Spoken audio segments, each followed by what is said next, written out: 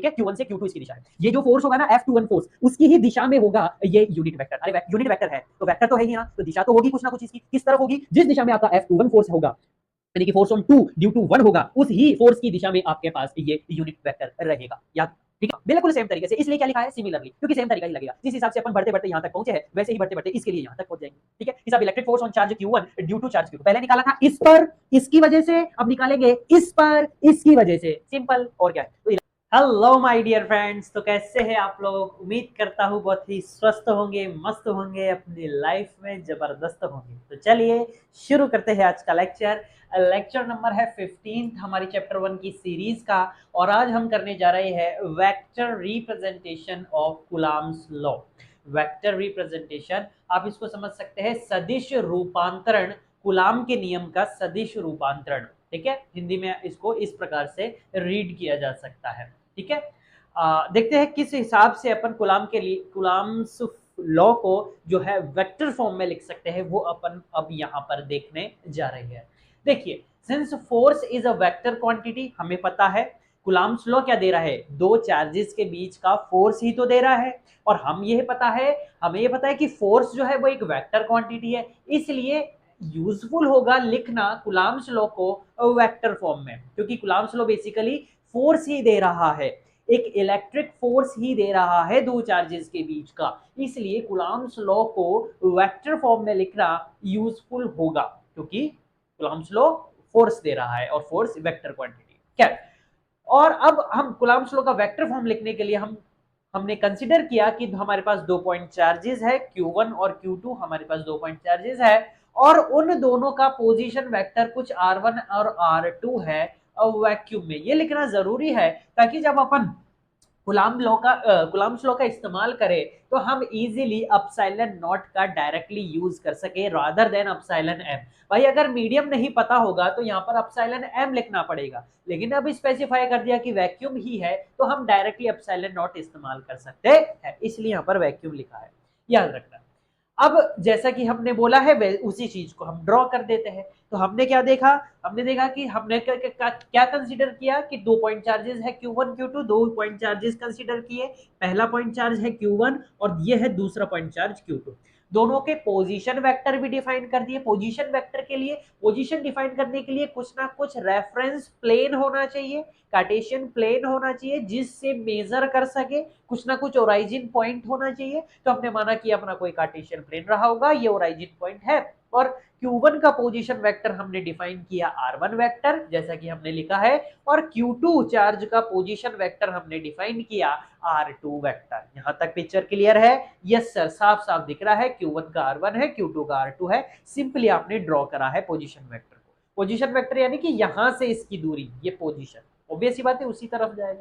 ठीक है, अब देखो आगे क्या कह रहा है और क्या बताना चाह रहा है। देखो, अब इन दोनों के बीच का पोजीशन वेक्टर कैसे निकालते हैं? तो याद रखना, फाइनल माइनस इनिशियल करते हैं। The position vector of Q2 with respect to Q1, Q2 का निकालना है Q1 के रिस्पेक्ट में। तो फाइनल कौन सा हुआ? Q2 का। भाई जिसका निकालना है वो फाइनल है, किसके रिस्पेक्ट में? Q1 के रिस्पेक्ट में। इसलिए फाइनल माइनस इनिशियल यानी कि R2 vector minus R1 vector. यदि मैं आपको बोलूं position vector of Q1 with respect to Q2, यानी कि Q2 का पूछूं Q1 के रिस्पेक्ट में, सॉरी Q1 का पूछूं Q2 के रिस्पेक्ट, तब अपन इधर जा रहे होंगे, तब फाइनल ये होगा, तब ये हो जाएगा R1 माइनस R2। ठीक इसी का अपोजिट, यानी कि इधर R1 आ जाएगा, इधर R2 आ जाएगा। सिंपली ये बताना चाह रहा हूं।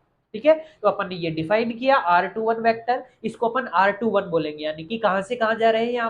यहाँ पर अपन 1 से 2 की तरफ जा रहे हैं। Position vector of Q2 with respect to 1, final minus initial. तो इनिशियल क्या है? R1, तो इसलिए 1 और 2, यानी कि 2 पर जा रहे हैं 1 से, ये बताना चाह रहा है। आगे देखो, R21 वेक्टर क्या हो गया? ये हो गया हमारे पास फाइनल माइनस इनिशियल। इस ही वेक्टर का, भाई किसी भी वेक्टर का मैग्नीट्यूड तो निकाल सकते हैं, तो इस वेक्टर का मैग्नीट्यूड कैसे निकलेगा? सर अपन क्या लगा देंगे? मॉड्यूलस ले लेंगे। इस मैग्नीट्यूड निकालने के लिए अपन दो डंडे इस्तेमाल करते हैं मॉड्यूलस के रूप में, इस प्रकार से इसको मैग्नीट्यूड निकाला जाता है। यानी कि इस पूरे वेक्टर का क्या निकाल लिया? मैग्नीट्यूड, बस और कुछ ही नहीं है। मैग्नीट्यूड निकालने का तरीका है कि अगर आपको मैग्नीट्यूड बताना हो इस वेक्टर का, तो आप क्या कर दो, सिंपली इसको दो डंडों के बीच में पैक कर दो, तो वही क्या निकल गया, उसका मैग्नीट्यूड निकल गया, उस वेक्टर का क्या निकल गया, मैग्नीट्यूड निकल गया। आगे, अब इस सिचुएशन पर, इस सिस्टम पर जब हम कूलम्ब्स लॉ अप्लाई करेंगे, तो according to Coulomb's law the electric force on charge Q2 due to charge Q1, Q2 पर किसकी वजह से, due to charge Q1, Q1 की वजह से, Q2 पर निकाल रहे हैं Q1 की वजह से, यानी कि इस पर इसकी वजह से, तो उस तरफ जाना चाह रहे हैं अपन, ठीक है। तो अब हमने देखा कि और इसकी जो दिशा हमने मान ली वो किस तरफ मान ली, उस तरफ, क्यों, क्योंकि Q1 जो है वो Q2 पर किस तरफ फोर्स लगा रहा है। जैसे सपोज करो ये दोनों चार्जेस पॉजिटिव है, सपोज करने की बोल रहा हूं, जरूरी नहीं है ऐसा, तो ये क्या करेगा, ये Q1 जो है इसको दूर की तरफ फेंकना चाहेगा, अरे रिपेल ही तो करेंगे, like charges repel each other, simple. तो ये इसको क्या करेगा, धक्का मारेगा अपने से दूर की तरफ, तो फोर्स किस तरफ लग रहा होगा, उस तरफ लग रहा होगा, ठीक है। बेसिकली यहाँ पर चूंकि दोनों फोर्स कंसीडर किए, तो ऐसा जरूरी नहीं है कि ये दोनों चार्जेस, आगे मैं लिखाऊंगा भी कि ये जो चार्जेस है इनका नेचर कुछ भी हो सकता है, चाहे पॉजिटिव हो चाहे नेगेटिव हो, सीन सेम रहेगा दोनों के, ठीक है। तो force on Q2 due to Q1, वो उसकी दिशा किस तरफ आएगी, उस तरफ आएगी, बाहर निकलती हुई, ठीक है, लाइन ऑफ ज्वाइनिंग से बाहर निकलती हुई, ये इसे इसे कहते हैं बच्चों लाइन ऑफ ज्वाइनिंग, दोनों चार्जेस को ज्वाइन करने वाली लाइन, तो इससे बाहर निकलती है इस प्रकार से। और इसका मैग्नीट्यूड अपन लिखेंगे तो कुलाम्स फोर्स से लिखेंगे, तो कुलाम्स लॉ का यही तो था, k Q1 Q2 बाई उसको r स्क्वायर, तो k क्या था, यही तो था 1/4 pi epsilon not Q1 Q2 और r स्क्वायर। अब यहाँ पे देखो आर ये वाला क्यों लिया है, क्योंकि ऑब्वियस सी बात है वेक्टर रिप्रेजेंटेशन कर रहे हैं, तो इसलिए वेक्टर को जो है कंसीडर करना पड़ेगा, क्योंकि अपन Q2 पर निकालना चाह रहे हैं Q1 की वजह से, इसलिए फाइनल माइनस इनिशियल करना पड़ेगा, तो इसलिए हमने ये वाला वेक्टर कंसीडर किया है, फाइनल माइनस इनिशियल वाला, जहां पर फाइनल तो है 2 और इनिशियल है 1। तो इस ये जो वेक्टर रहेगा R21 वेक्टर, इसके मैग्नीट्यूड का स्क्वायर, अरे यही तो होता था गुलाम्स लो, के Q1 Q2 by are square, तो यहाँ पे ये क्या है, ये आर ही तो है, अरे वो आर क्या होती थी, दूरी, तो दोनों के बीच की दूरी क्या है, इस वेक्टर का मैग्नीट्यूड, इस वेक्टर का जो मैग्नीट्यूड होगा वही तो इन दोनों चार्जेस के बीच की दूरी होगी, तो ये क्या ले लिया मैंने, मैग्नीट्यूड ही तो लिया है, तो ये बेसिकली आर ही तो है, दूरी ही तो है, और उसका क्या किया है, स्क्वायर किया है। अब देखो आगे ये क्यों लगाया है, तो ये क्या है, बेसिकली एक यूनिट वेक्टर है, क्यों लगाया है, क्योंकि फोर्स एक वेक्टर क्वांटिटी है, वेक्टर क्वांटिटी के लिए दिशा जरूरी होती है, इसलिए एक यूनिट वेक्टर लगाया है, उसकी दिशा को स्पेसिफाई करने के लिए, अलॉट करने के लिए, ये बताने के लिए कि ये जो फोर्स है ये एक वेक्टर क्वांटिटी है, यहां पर एक यूनिट वेक्टर लगाया गया है, ठीक है। जैसे कि अपन ने बेसिक अंडरस्टैंडिंग ऑफ वेक्टर्स वाले लेक्चर में हमने राइट एंड थंब रूल और क्रॉस प्रोडक्ट पढ़ा था, तो वहां पर एन कैप आता था, तो वहां पर यहाँ पर ये क्या है, R21 कैप है, तो एक यूनिट वेक्टर है जो कि बेसिकली दिशा बता रहा है किसकी, F21 फोर्स वेक्टर की, इस फोर्स वेक्टर की दिशा बता रहा है, ठीक है, Q1 से Q2 इसकी दिशा है, ये जो फोर्स होगा ना F21 फोर्स, उसकी ही दिशा में होगा ये यूनिट वेक्टर, अरे यूनिट वेक्टर है तो वेक्टर तो है ही ना, तो दिशा तो होगी कुछ ना कुछ इसकी, किस तरफ होगी, जिस दिशा में आपका F21 फोर्स होगा, यानी कि फोर्स ऑन 2 ड्यू टू 1 होगा, उस ही फोर्स की दिशा में आपके पास ये यूनिट वेक्टर रहेगा, याद, ठीक है। तो इस हिसाब से ये है, तो इस अगर ये यूनिट वेक्टर है, और यूनिट वेक्टर हम पता है कि हमें पता है 11th क्लास में हमने पढ़ा था कि यूनिट वेक्टर क्या होता था, यूनिट वेक्टर होता था सर की सेप कि अगर अपने पास कोई एक ए कैप यूनिट वेक्टर है, तो उसको हम लिखते थे ए वेक्टर बाय उस यूनिट वेक्टर का मैग्नीट्यूड, हाँ ना बोल यार, सर ये तो हमें पता है 11th क्लास में हमने पढ़ा था कि किसी भी यूनिट वेक्टर को इस हिसाब से दर्शा सकते हैं, वो वेक्टर बटे उसका मैग्नीट्यूड, बस यहां पर भी यही क्या है, ये जो यूनिट वेक्टर है इसको इस ही फॉर्म में तोड़ा है, इस ही फॉर्म में तोड़ा है, R21 कैप जो है उसको R21 वेक्टर लिख दिया, और नीचे उसी का मैग्नीट्यूड है R21 मैग्नीट्यूड। अब चूंकि इधर भी R21 का मैग्नीट्यूड का स्क्वायर है और इधर भी R21 आएगा, तो 2 + 1, अरे दोनों जुड़ जाते हैं ना, सेम बेस होता है तो पावर क्या हो जाती है, ऐड हो जाती है, तो इधर भी R21 का मैग्नीट्यूड, इधर भी R21 का मैग्नीट्यूड का स्क्वायर, तो 2 + 1 क्या हो गया इधर 3, तो नीचे R21 जो वेक्टर है उसके मैग्नीट्यूड का क्या आ गया अपने पास, क्यूब आ गया। ठीक है, आई होप आपको ये जो वेक्टर यहाँ पर जो वेक्टर की अंडरस्टैंडिंग से आपको आप यहाँ पर समझ पा रहे होगे कि किस हिसाब से क्या चीज की गई है। ठीक है, मैंने आपको बताया था कि कुछ चीज रह भी रही होगी तो अपन साथ के साथ क्लियर करते हुए चलेंगे। मैं आपको साथ के साथ क्लियर करते हुए बता रहा हूं कि क्या क्या चीजें वेक्टर की इस्तेमाल हो रही है। ठीक है, आगे देखते हैं। तो यहां तक आपको क्लियर हुआ। अब R21 वेक्टर अपन ने कैसा डिफाइन किया है, पोजीशन वेक्टर, इस हिसाब से R2 माइनस R1 वेक्टर, तो बस वही मैंने यहां पर किया है। R21 वेक्टर को मैंने क्या लिखा है, R2 vector minus R1 vector. अब चूंकि यहाँ पे मैग्नीट्यूड है तो उसी का मैग्नीट्यूड है, R2 vector minus R1 vector का क्यूब है तो इधर भी क्यूब है। इधर इधर कुछ भी नहीं है, वेक्टर फॉर्म में है तो ये भी सिंपली अपने पास वेक्टर फॉर्म में आ गया। ये आ गया अपने पास इक्वेशन नंबर 1, यानी कि force on two due to charge Q1 का वेक्टर रिप्रेजेंटेशन जो है वो इस हिसाब से होगा। अब अपन निकालेंगे vector representation on force on Q1 due to Q2, यानी कि ये इसका भी एक वेक्टर रिप्रेजेंटेशन है, कुछ ही नहीं सेम तरीके से होगा, बिल्कुल सेम तरीके से। इसलिए क्या लिखा है, सिमिलरली, क्योंकि सेम तरीका ही लगेगा। जिस हिसाब से अपन बढ़ते बढ़ते यहां तक पहुंचे हैं वैसे ही बढ़ते बढ़ते इसके लिए यहां तक पहुंच जाएंगे। ठीक है, कि सब electric force on charge Q1 due to charge Q2 पहले निकाला था इस पर, इसकी वजह से, अब निकालेंगे इस पर, इसकी वजह से, सिंपल। और क्या है, तो electric force on charge Q1 due to charge Q2 क्या हो जाएगा, F12 वेक्टर। अब देखो पहले चल रहा था फोर्स ऑन 2 ड्यू टू 1, अब चलेगा फोर्स ऑन 1 ड्यू टू 2। कैसे पढ़ते हैं इसको, इसको पढ़ते हैं सर फोर्स ऑन, फोर्स नहीं दिख रहा क्या, येलो सर इससे लिख लो, फोर्स, ये भी नहीं दिख रहा, फोर्स ऑन 1 ड्यू टू 2।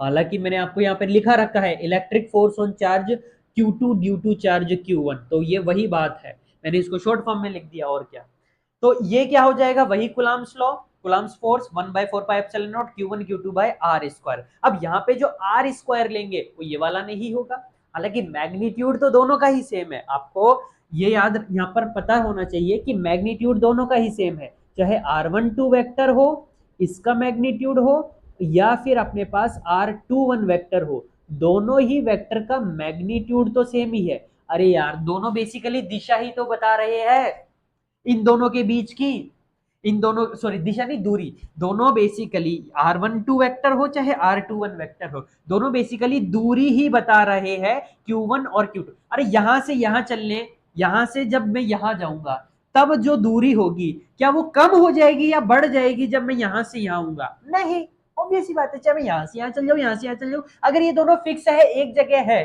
तो दोनों के बीच की दूरी घट बढ़ नहीं सकती, तो इसलिए दोनों का मैग्नीट्यूड तो सेम ही है, दिशा अलग है।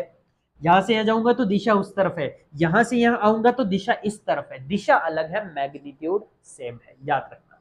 तो electric force on charge Q1 due to charge Q2 क्या हो जाएगा अपने पास, ये हो जाएगा। अब चूंकि अपन यहां पर आ रहे हैं, यहां से यानी कि इस तरफ आ रहे हैं, इसलिए मैंने क्या लिखा है R12 फाइनल, ये है आपकी बार, और 2 अपने पास इनिशियल है, तो इस हिसाब से इसको लिखेंगे।